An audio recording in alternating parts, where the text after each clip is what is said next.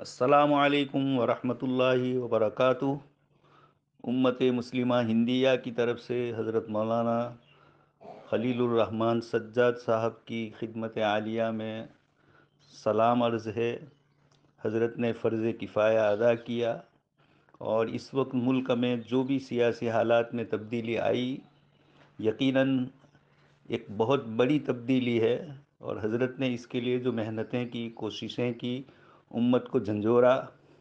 اور بہت طریقے سے آپ نے کوششیں کی کہ عدل و انصاف والی حکومت کا قیام وجود میں آئے۔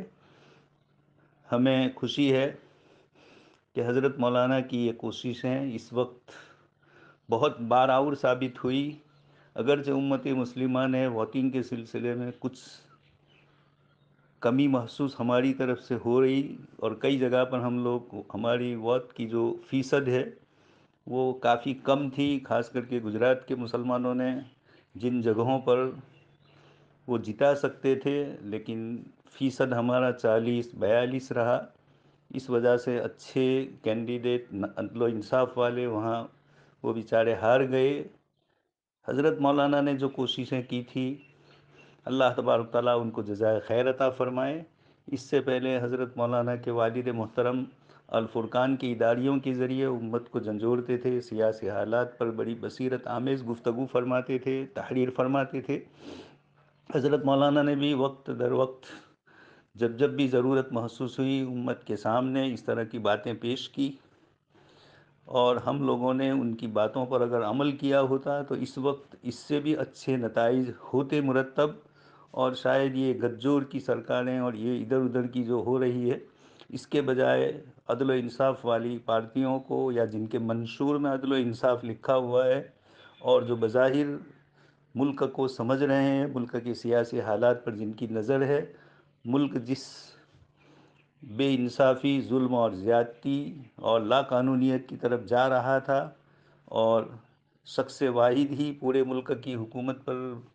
ذمہ دار بنے ہوئے تھے، جو کچھ چاہے من مانی کر رہے تھے، اللہ تبارک تعالیٰ نے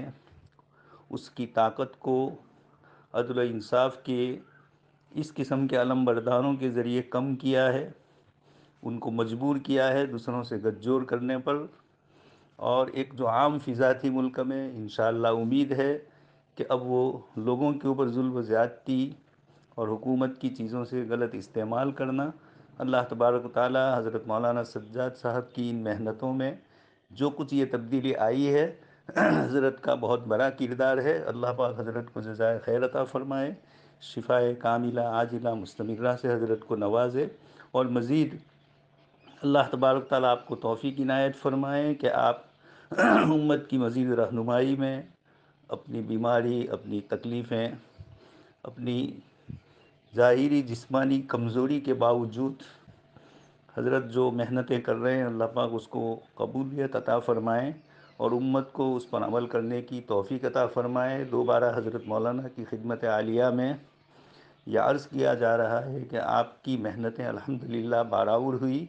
آپ نے جس طرح کی کوششیں کی، اللہ تبارک تعالیٰ نے اس میں ایک بڑی کامیابی عطا فرمائی ہے۔ ظلم کے بادل چھتنے کی طرف بڑھ رہے ہیں، اور الحمدللہ ظاہری امید یہی ہے،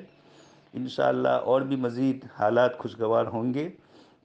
اللہ تبارک تعالیٰ حضرت مولانا کو امت مسلمہ کی طرف سے خوب خوب بہترین بدلہ عطا فرمائے۔ آمین، وآخر دعوانا ان الحمدللہ رب